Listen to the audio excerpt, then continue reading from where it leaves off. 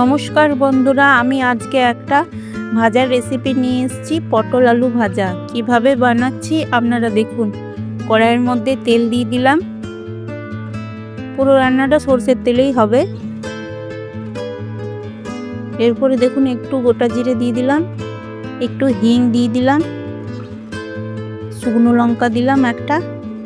এরপরে ভালো করে ফোড়নটা ভেজে নেব। এরপর দেখুন পটল আলুটা পাতলা পাতলা করে কেটে রেখেছি, কড়াইয়ের মধ্যে দিয়ে দিলাম।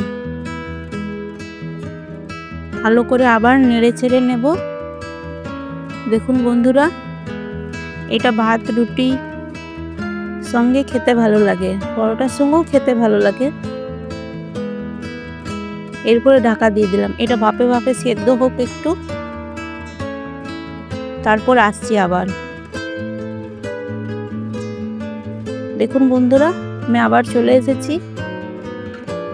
ভাপে ভাপে দেখুন কি সুন্দর সিদ্ধ হয়ে গেছে।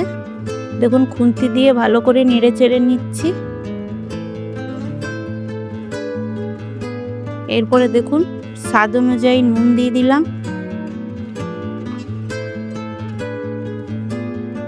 এরপরে হলুদ গুঁড়ো দিলাম।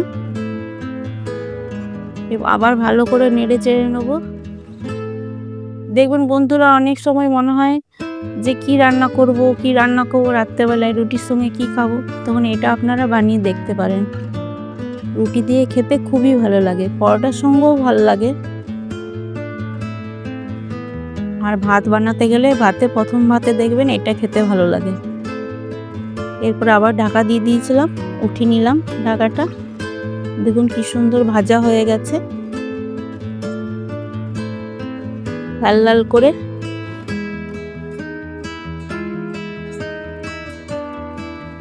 এরপরে দেখুন একটু চিনি দিয়ে দিলাম, একটু পোস্ত ছড়িয়ে দিলাম। আবার ভালো করে নেড়ে চেড়ে নেব।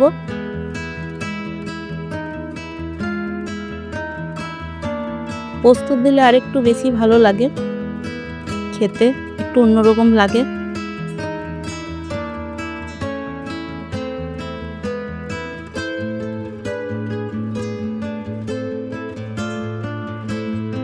ভালো করে দেখুন মিশিয়ে নেব পোস্তটা দিয়ে। পোস্তটা লাল লাল হয়ে যাবে পটল আলুটার সঙ্গে।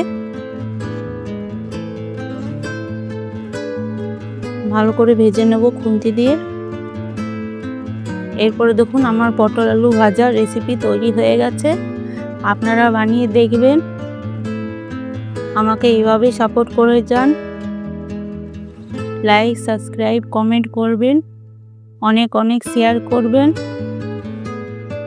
থ্যাংক ইউ, ধন্যবাদ, নমস্কার। আবার আসবো আপনাদের সামনে পরের ভিডিওতে।